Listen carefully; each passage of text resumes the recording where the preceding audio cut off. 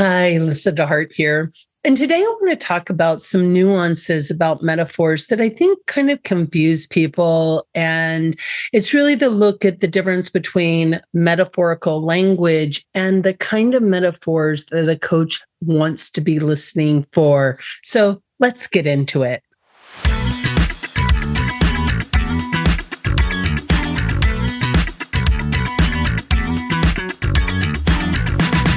So there's several things that show up in the training that I do on metaphors, and it's often that people are not aware of the metaphors that people are bringing forward. They're so innocuous with the language that we use that we just don't even hear those words that are metaphorical. And so there's a linguistic way that metaphors are idea containers. And then there's a way that metaphors really show up in a psychological and embodied somatic way that is really crucially important also. It's an idea container still, but it's a different kind of idea container than you might find in a book or a story or in a linguistic flourish that might show up as somebody is narrating something. So an example might be there's two ways that analogies, similes differ from metaphors. One is life is like a bowl of cherries. Now, we know that means something, right? That life is like this thing of a bowl of cherries.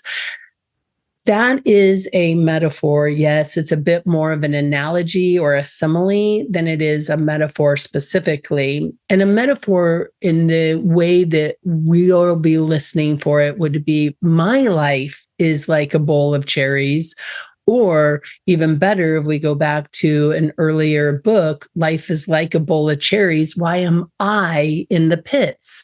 So I being in the pits becomes the owned metaphor.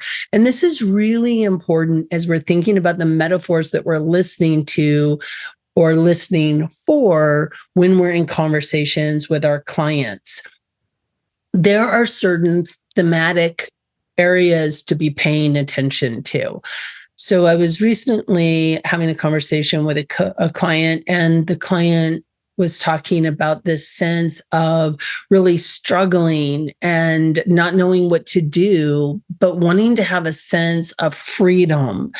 And there's a word that is freedom, and then there is an idea that is freedom that the client is trying to express. This is a place for curiosity with the coach. So if you are feeling stuck and wrestling with and struggling with things, and I'm hearing this movement towards freedom, what is the experience of freedom?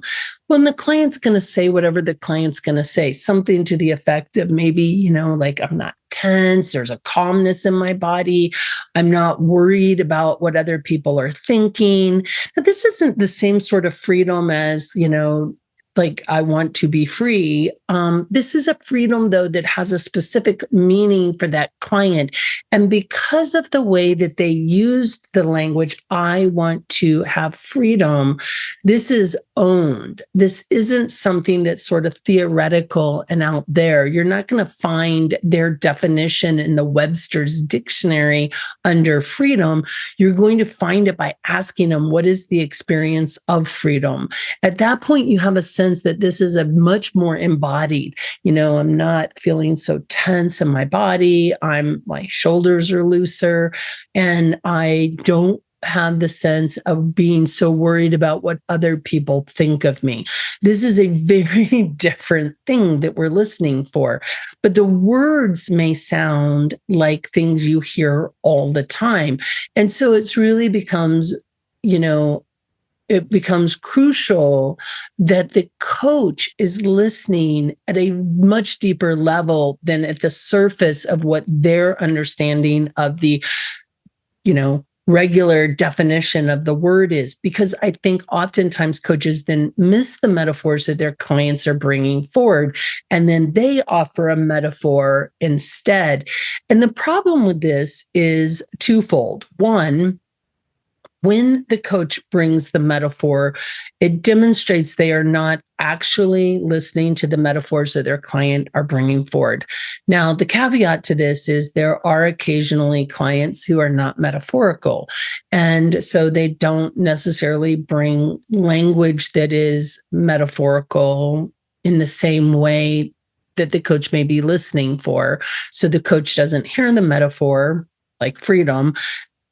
And instead, the coach says something to the effect of, I'm really hearing this expansiveness of self. And the client may go, yeah, an expansiveness of self. And so maybe the coach got it. But the coach could have explored what freedom meant to the client and gotten to the expansiveness of self. And then it would have been client owned versus coach delivered. And there's a huge difference neurologically in our minds when our brain lights up to an idea. There's just no other way to say it. If I feed you something, it doesn't have the same impact in your brain as when it emerges from your brain on its own. Crucially important. And so then the second way that this can happen is that the coach hears something and then makes an assumption of meaning. And an example of this, and I write about this in my book on cultural competence, and the kind of the new way I'm even really thinking about cultural competence is our ability to be culturally fluid. And this idea of we move with the cultural indicators of the human being in front of us. It isn't based on color, religion, culture. Those things matter too, but it's the fluidity of really hearing who this one person in front of you is and really speaking their language and aligning with what's showing up for them specifically. Very few of us only belong to one culture, so it's really important to not make assumptions about anything, especially given if we look and sound and come from a similar part of the world as another person. That does not mean that we understand them from a cultural lens. It just means that we may have a starting point and shared understandings of some things, but doesn't mean that we understand anything about them. This is really where testing hypotheses and being curious come in. Quick interruption. And I just want to say thank you so much for being on my channel, for liking and subscribing to the work that I'm doing. It means a great deal to me, and I'm very appreciative of it.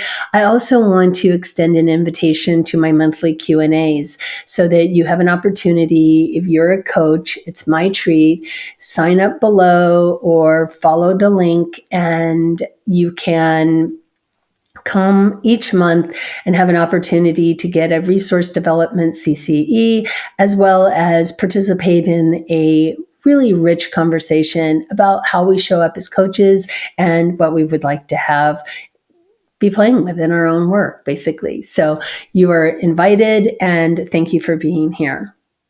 So going back to the idea of the metaphor at this point, then the coach has an opportunity to really get clarity with the client about what's important to the client.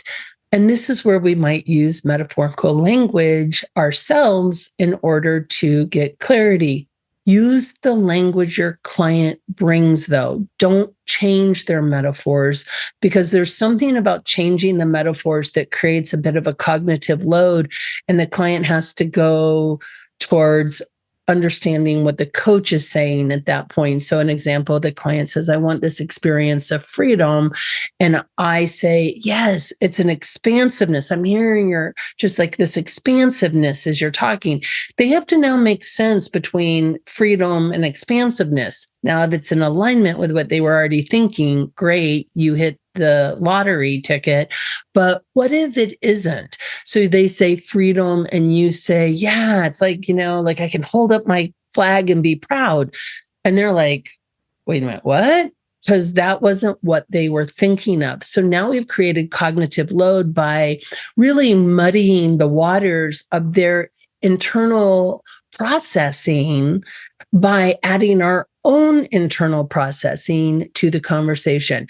So again, going back to this idea of metaphors, there are often themes. The themes are, there's the 4 conceptual metaphors talked about by Lakoff and Johnson, and came out of the word of Eva Swetzer. And so the idea of, thinking is moving, thinking is eating, thinking is object manipulation, and thinking is seeing. Now, these are 4 conceptual metaphors that really link to different regions of the brain that were developed as a result of our brain evolving to be tool users, and ultimately the best tool users on the planet, for the fact that I'm talking to you here on YouTube. But there are other conceptual metaphors that show up, and they have to do with themes of not being good enough, maybe a perfectionism, of being liked versus not being liked, being respected versus not being respected, being seen, being heard, being all the different things that human beings want, love, grief, all the different things that show up in the human experience can be explored metaphorically. And so, for instance, one of the things that often shows up when people are really struggling with overwhelm are full plates and juggling. These are sort of very common things. Now, because they're so common as far as metaphors go, people will often hear the plate metaphor. My plate is just so full, I don't know what to do. And the coach can intuit at that point that there's probably an idea of overwhelm. And so I might not at that point say, so is your, when you say full plate, what do you mean?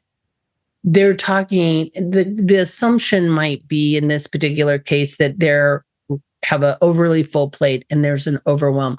Clients will often use the full plate metaphor with the words overwhelmed. So they've given you that insight if you're listening for it. Also, this comes into directionality.